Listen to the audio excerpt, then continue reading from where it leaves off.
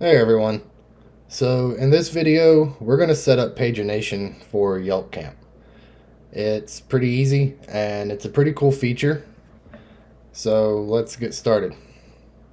The first thing that you want to do is you want to install Mongoose Paginate.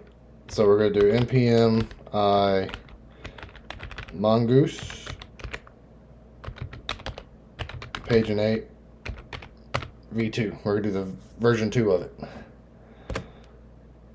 After that, in your model file and in campground.js, just below where we're declaring mongoose, we're going to do const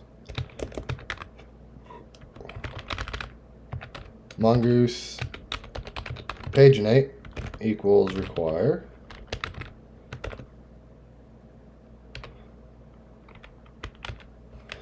mongoose paginate v2. And then down at the bottom, before the module exports, we're going to go campground schema dot plugin mongoose paginate. And that's it for that file. So we can close that one. And in the controller file for campground.js, we're going to take this file, this part of code right here from line 8 to line 11. We're going to delete it and we're going to replace it. So what I'm going to do is I am going to shrink this down. So what I'm going to do is I'm going to leave it here for just a second. And then I'm going to scroll down like this. So pause it, add that code, and then when you come back, we'll get started. Alright, so what we can do now, in our index.ejs file for campgrounds, we need to change this to campground.docs because that's what Mongoose Paginate uses. And down here at the bottom, where we're setting the features, we need to do the same thing. So in theory, go to localhost 3000, and we go to campgrounds.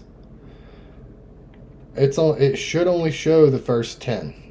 Now we don't have the pagination set up yet, and it even updates the map as well. So it's only showing the 10 dots that it's populating. So what we're going to do is we're going to go back to our code. We've updated this. We can close out the campgrounds controller file as well. We don't need it. In views partials, you're going to create a file called paginate.ejs. I've already created it and added the code.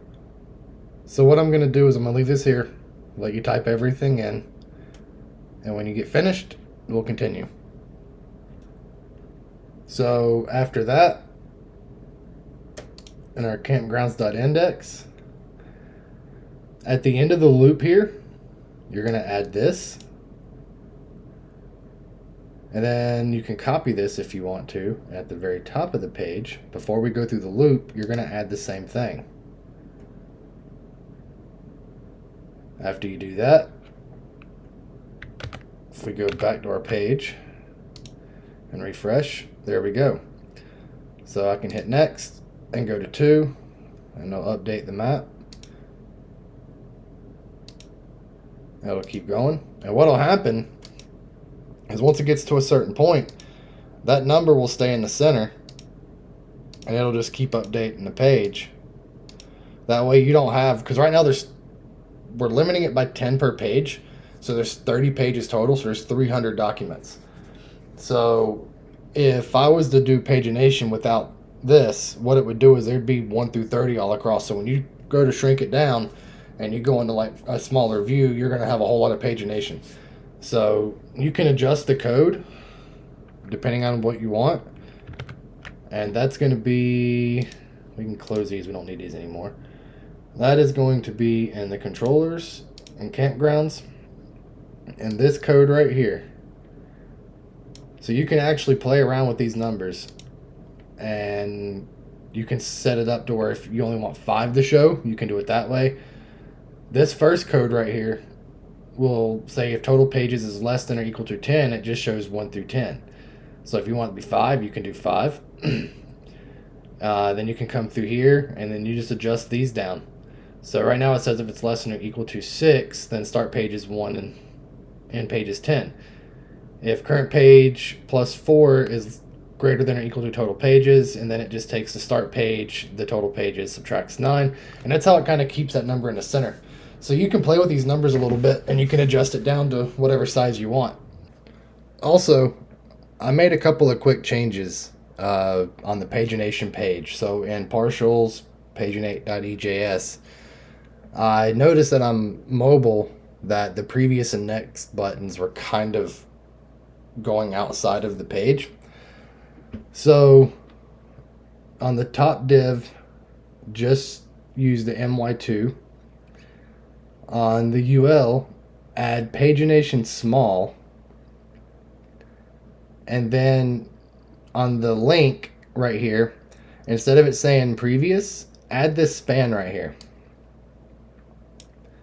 And then same thing down here, add this span.